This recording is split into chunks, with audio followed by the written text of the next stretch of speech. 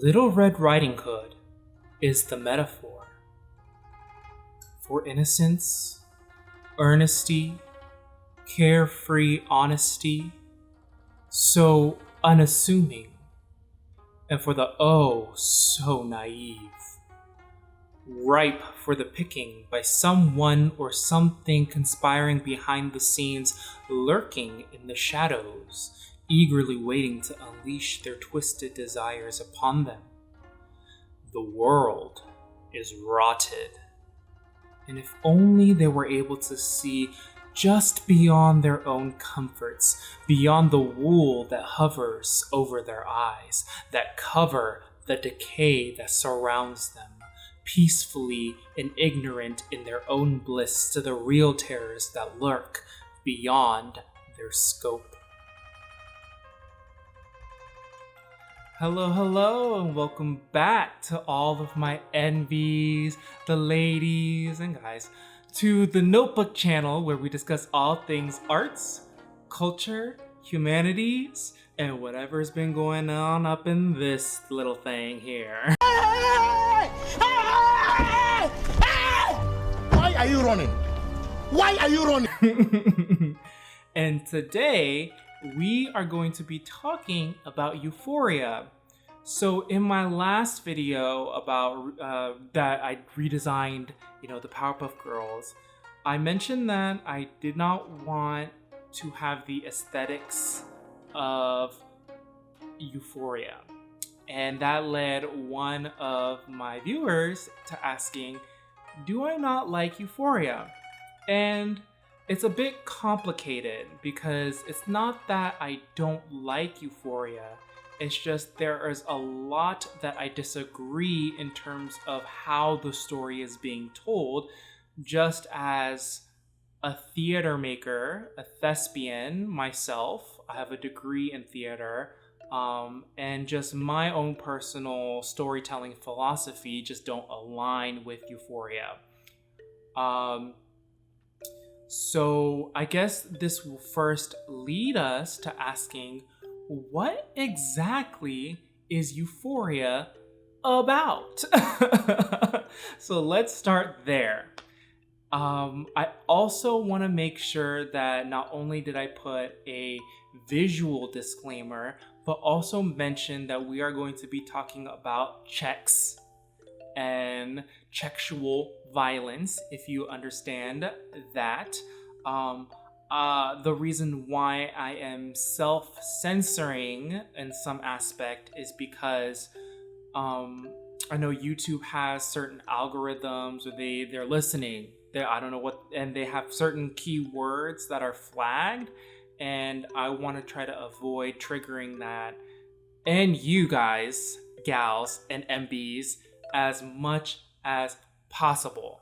So please excuse me while it may sound silly. I am trying to take this topic as seriously as possible as I can, while also making it entertaining and lighthearted.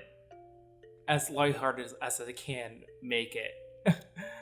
Anyway, so what is Euphoria about? Euphoria is a show that is brimming with its wolves. We are made clear that we are all born within walls, within institutions and systems designed to oppress us all. They are created by those before us, and more importantly, beyond our control.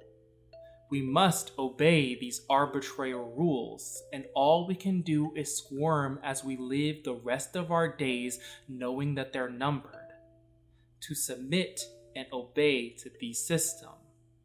Okay, but so what is Euphoria about?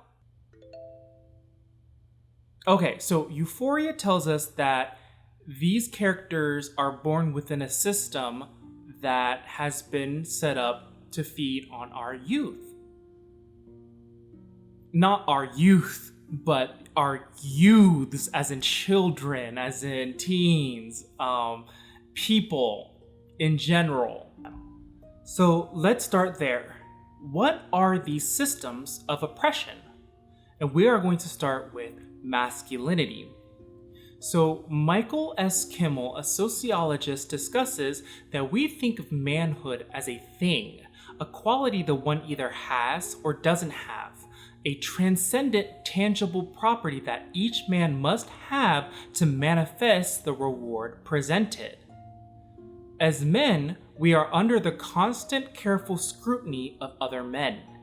Other men watch us, rank us, grant our acceptance into the realm of manhood, and manhood is demonstrated for other men's approval.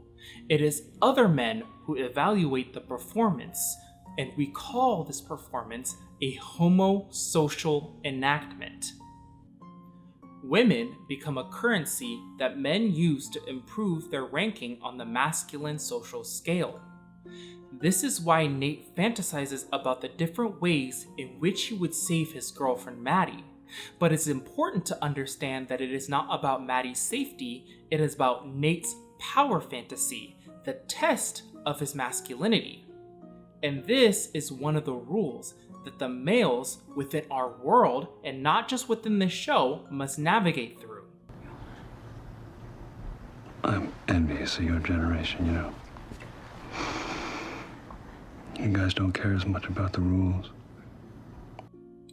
But if masculinity is something that needs to constantly be proven, then there will always be a risk for failure, and with intense, relentless competition. Every man you meet has a rating or an estimate of himself, which he never loses or forget.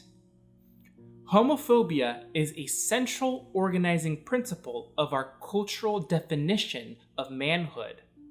Homophobia is more than just the irrational fear of gay men, or it is more than the fear that we might be perceived as gay.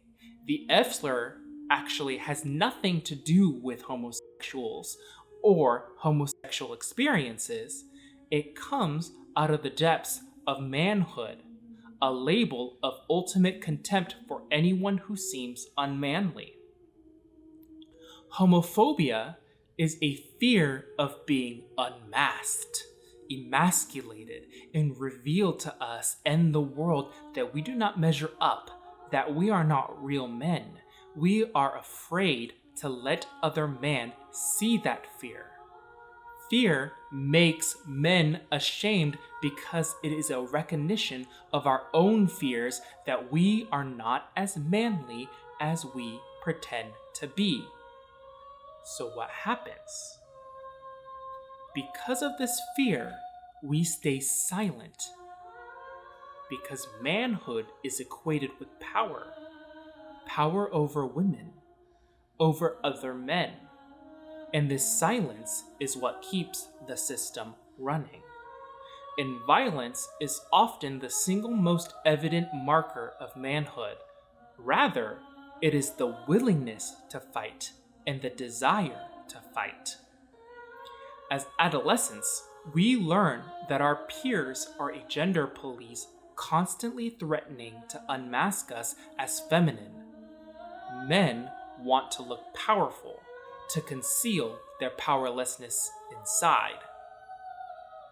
So then, why do men feel so powerless?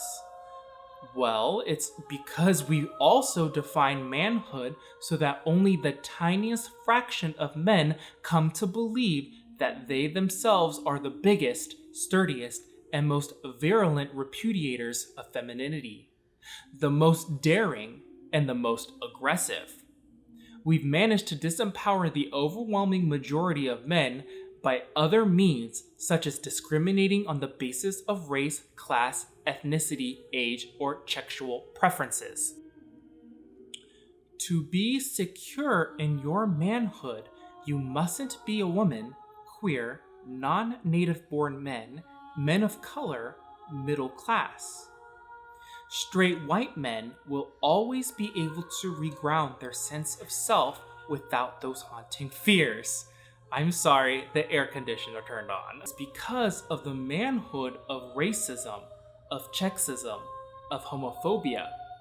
a manhood that is so chronically insecure that it trembles at the idea of lifting the ban on gays in the military, women in the workplace. It is a manhood that is frightened of equality, that it must ensure that the playing field of male competition remains stacked against all newcomers to the game.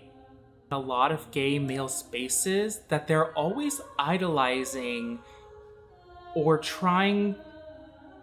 attempt to embody male signifiers of manhood because queerness is seen as wanting to become like women or taking on feminine qualities, that men as a whole are emasculated, and we are made as queer men to feel insecure about our male identities. And so I find, and I hypothesize, that a lot of these gay men work out and lift weights to appear more manly, to prove their manhood. And this is a whole tangent, but let me get back to Sam Levinson, because that is the topic that we are discussing, and we could talk about that aspect in a different video. Though this emasculation aspect of masculinity is explored partially, Sam walks this fine line between the homophobia as repression hypothesis, which is the underlying idea that some degree of homophobia is actually explained by the homophobes in question trying to deny their own sexual urges. And this hypothesis that homophobes are secret gays that are enacting violence on their own communities secretly, whether they identify it with or not, is problematic. Because, okay, so if lots of people who have these urges were homophobic, then adopting a homophobic stance should actually be expected to positively signal that they are indeed a homosexual. As being homophobic is something lots of closeted homosexual people actually do. But this would also explain away that the violence that queer people face is something that secret gays do to their own community, whether they identify with it or not. So are all homophobes gay? It should come as little surprise that in many recent research they find no evidence for this homophobia as repressed homosexuality hypothesis. But I feel that Sam has some intuitive idea about emasculation and masculinity and is on the cusp of understanding this kind of homophobia.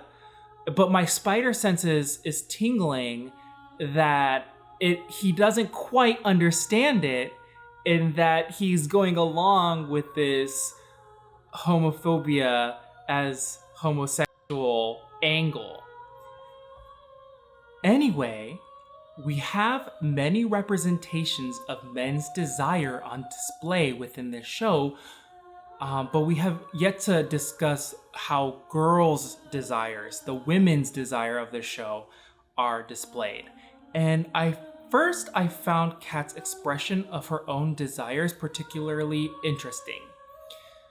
At first, Kat's initial desires had nothing to do with masculinity or any signifiers of manhood. Become one of the most prolific smut writers on Tumblr. She was known for her AU crossovers and her consistent NC-17 ratings. It was through fanfiction. Louis was in a state of vulnerability, and Harry wasn't afraid of displaying his love for another man in front of people.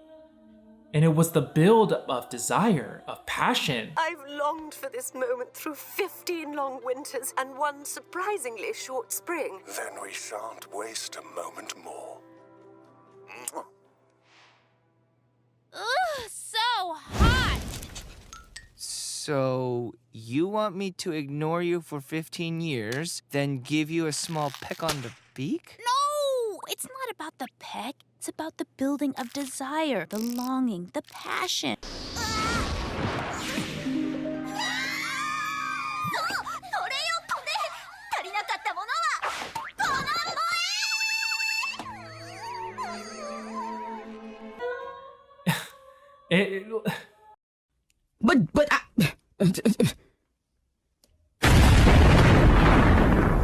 These ideas were great until they just weren't anymore in the show. These girls are born into a system that views them as objects of desire. So I need something to be clarified by Sam Levinson. Is Kat's story really about empowerment in a woman's sexuality, or is it a woman owning her sexuality through the male gaze? Kat's story is that she embraces the images of what men desire to see from a woman. Actually, she's a girl. And that is not the worst part about this. Kat at the start of this series is a victim of revenge porn. She loses her virginity at a party where she was also recorded without her consent. She tries to stop the spread of said video, but to her dismay, unfortunately, it was uploaded to a porn website. And despite understanding that the possession and distribution of this is child porn and it is illegal. Listen, Kat, I didn't do anything. I told Roy not to post it. It doesn't matter, okay? He's still sending it to people and saying it's me. Look, I don't want my life to be ruined, and I'm sure you don't want to end up on a offender list. Kat, you know I'm not an offender. It's child pornography, you dumb. But we're all under 18. Children can't make child pornography. Try Google it. I'm not Googling child pornography. You know, fuck it. Okay, I'm going to police. She then decides, because of all the positive attention, she would become a sex worker herself. And nothing against sex work. As an adult, the concerning aspect is that Kat is in high school. If that is indeed her storyline, that's fine. But why are we seeing her sexualizing herself, and why are we viewing the work that she is putting forward to her clients as if we were the clients? That element just does not sit well with me at all. Her story then progresses with her finding the confidence in herself, embodying male sexual fantasies by weaponizing her sexuality and kinks to take ownership of her own body. This is why I feel that she actually parallels Maddie, because they are two sides of the same coin. They use the desires of men to get what they want. Are their story about hedonism? And hedonism is, note, a philosophy of maximizing pleasure, but also the minimizing of discomfort. Kat and Maddie are clearly corrupted by embodying the desires of a male fantasy. They are using the ideals of a man's fantasy as a tool not to dismantle it, but to succeed within it. So are they really in control? Is that when she was 14 on vacation in Panama City Beach? She met a guy who was like 40. Hey, you from around here? Which, in retrospect, seems kind of and weird, but honestly, she was the one in control. No. Even when both parties consent, if you are not of age and you choose a partner that is an adult, that is still statutory grapefruit. Are girls and women really simply just a receptacle to the violence at the hands of a man? Do these girls have agency over their own lives? Whereas in the show, a lot of their motivation comes from a man. The biggest issue with Sam Levi's depiction of teens, especially the girl, is that they simply just have no agency. It's very victim blaming, especially when it comes to Maddie, when the story tells us that she is in control. And this, I have a serious question about how Mr. Levi view girls and women, especially young girls. She quickly realized that there are two kinds of people in the world. The people who sit in the chairs with their feet in the footbath, and the people who kneel in front of the footbath. She used to sit and study the women who came in. She'd pay attention to what they wore, what they'd talk about, and what she realized was that none of them actually did anything. I mean, they may have like children to raise or homes to decorate, but at the end of the day, they literally did nothing. The positivity slant about Kat really disturbs me because we are supposed to find her newfound confidence in luring men to be a positive thing, but in context to its story is absolutely horrible because if it means she had to go through selling her bodies to strangers illegally, what kind of message is this really sending when we are actually living in a timeline where men are literally waiting for young girls to release their OnlyFans account the second they reach a legal age? It is so infuriating that I'm vocalizing this. I'm just mad right now. Let me be clear. Sexuality in teens are not a bad thing. They deserve to be explored in our media. But how we tell these stories about teen sexuality is also important. I understand that young girls are exploited in sex work all the time, and that is a problem that needs to be addressed. But at the same time, we should also not be titillated by these depictions of the show's simulated teen sex work. We should be discouraged not to see them. So just because she's confident now, are we supposed to applaud her? The show attempts to address the flawed and negative effects of Kat's hedonism, and Maddie's, when she is rejected by the boy she truly likes. Because of this tainted confidence, she has become cruel and twisted. But this is simply not enough. And this is one of the major elements of the story where I find the storytelling to be very irresponsible. What did I do? Why would you grab me like that? I couldn't breathe. I don't know, I thought you liked that. Why the f would I like that? The first scene with Cassie was great because her desires were clearly not met, and there are lines that explore ideas of consent, but also the character herself drew that line. By Cassie rejecting to be strangled, she was actively rejecting these images unless it was what they both desired consensually. That they are merely imitating what they're seeing rather than actually being the thing that is being imitated, right? Sam?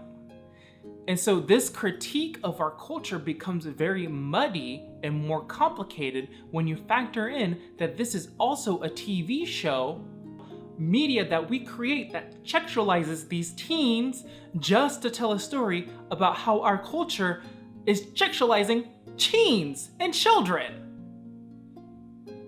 Do you see what I'm saying? You painted a naked woman because you enjoyed looking at her. You put a mirror in her hand and you called the painting vanity, thus morally condemning the woman whose nakedness you had depicted for your own pleasure. The show is exactly the very thing it is critiquing.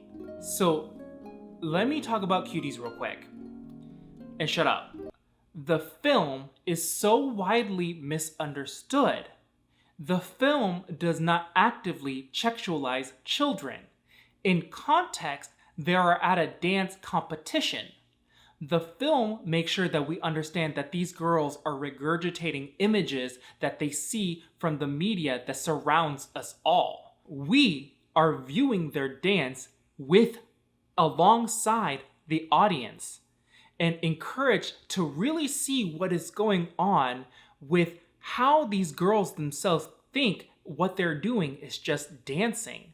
But they're not dancing with the intent to arouse. They are dancing to be validated. The movie is asking you to question why this is the way things are. You and the filmmakers of Cuties are on the same side. But when we are observing Kat, we are observing her as one of her clientele to be titillated by the image of her selling herself. That is wrong. Period. Objectively, not the right perspective we need. Kat's confidence is still in the hands of the men that she seeks attention from, and her confidence is conflated with their kinks, not by her own volition. And that is not even the last of my concerns. Are all of these traumas being exploited for dramatic effect or for the benefit of the narrative of the show? As I mentioned before, as someone with a background in theater, when we stage sexual violence, we must ask questions beyond how to stage the moment of the physical assault itself. Our art must also grapple with the emotional and mental manipulation that often accompanies such acts. What does coercion look like? What are the non-physical forms of abuse? How do these two elements interact with physical aggression? What are the effects of experiencing such trauma? And ultimately, what are we asking an audience to witness and to what end? And how do we take care of them as well as the actors involved? Staging violence casually or gratuitously can have a negative impact on those watching who have experienced the trauma of such violence, or have to deal with the threat of it in their everyday life. When we make art that explores difficult subjects, we must be sure that we are not further harming the people in our audience. Hunter Schafer is a brilliant actress, but I have serious ethical issues being explicitly shown the sexual violence her character experiences within her storyline. Do we have to see the violence to understand that she is being violated? The show does such a wonderful job in several scenes to showcase the character's emotional state of mind by being very poetic in their depictions that leads me to wonder why they couldn't do this with the violence depicted in the show. I am not advocating to censor the reality, the harsh realities of the world that we live in. I'm just asking, is this really the most responsible way of telling the story of sexual violence to your audience? Is this really the only way to do it? And the answer is no. Let me talk about Madoka. Jules brings up Madoka and just the taste buds. Oh my goodness, I love that anime. So, how does Madoka Magica relate to Euphoria? Well, maybe it's because Sam also views Euphoria's work as something sort of similar. Madoka is a show of hope and despair.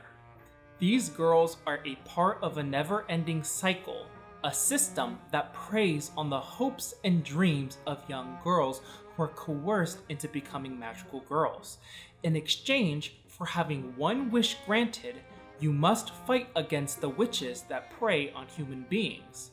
But once these wishes are granted, they have signed an unbreakable contract that they must never stop fighting.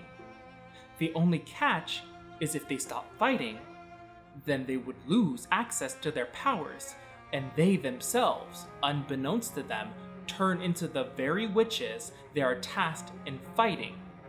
and this detail is curiously left out of the initial pitch to these girls. They are inextricably forced to continue their duties if they want to maintain their power and some semblance of the humanity that they traded away. Madoka knows what its story is about, and it clearly outlines what its narrative ultimately is centered around and understands the purposes of their character and what they represent within its story. Again, this is just my opinion, but I find that Euphoria really meanders a lot and indulges in its themes way more than the actual story it tells. What ultimately is Euphoria at its core? It can't just be about teens doing drugs and having sex. I'm missing a very important element of why is this story being told, and why should I be its audience? And that is why I stopped watching Euphoria altogether, because regardless of whatever intentions from its creators, the execution, though absolutely stunning, I find myself finding that this show to be unhealthy to the overall discourse and not as smart as it presumes to be. Although I can pick out the things that I like about the show and its ideas and themes that it tackles, unfortunately for me, the cons just outweigh the good, so I am choosing to put it away. Why are we celebrating the fact that there is an abundance of male nudity depicted within this show when it's set in a high school? And the audacity to compare it to how we depict women's body is absolutely laughable. The bodies of the boys and men are not in any way being exploited for the pleasure of its viewers like the women and girls are. If they were, they would be shot in the same vein as how gay media portrays men.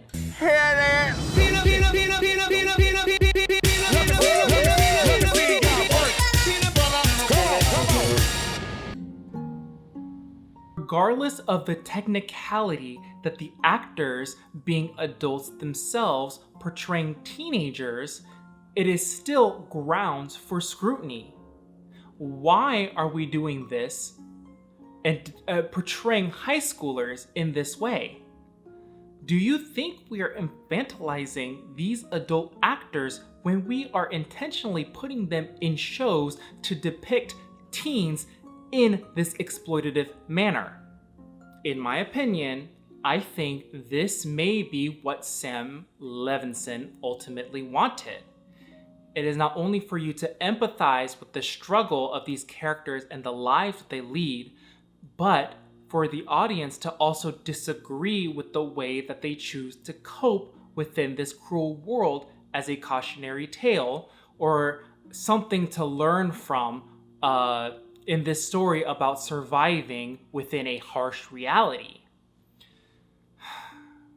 But is it... it's just too gray, too muddy, and I don't think it was tactfully handled. I'm sorry, I had no other place to put this, but I need to get this off my chest. These are my personal hot takes. Fez is not a good person. He is not a tee-hee, I'm a drug dealer because I sell weed kind of drug dealer. He is clearly in the trap. He is a destroyer of communities. That is his trade. Do not romanticize drug dealers with a heart of gold. The show depicts him as something sympathetic, but they really need to focus on the fact that all of the males in the show are toxic. Do not let him be nice and defending Rue and having good intentions and looking like Mac Miller from distracting you from the fact that he is selling life-altering drugs. Rue clearly tells Fez why she is addicted to all of these substances in the first place. Shit, man. You know you make your living off of selling drugs to teenagers, and now all of a sudden you want to have a moral high ground? If you gave a shit about me, you wouldn't have sold me the drugs in the first place. But you did. You fucking did. You did this to me. You fucking And the show also overutilizes exposition. And I do not like that Rue is the person narrating everything. Rue does not have to narrate, especially because she's supposed to be unreliable, right? So then why isn't she more unreliable? Why is she narrating the lives of other characters as if we're supposed to take it at face value after telling us that you're kind of unreliable? I hope you understand what I'm saying. So what is it? Are we supposed to trust you or are we not? God, this show is so pretty when it doesn't want to make me scream. Anyway, I have cooled down. If you disagree with me, please feel free to comment and continue the conversation down below. It is always genuinely appreciated when I have differing opinions and respectfully having conversations down there. Like and subscribe if you like this kind of content, and I'll see you in the next video.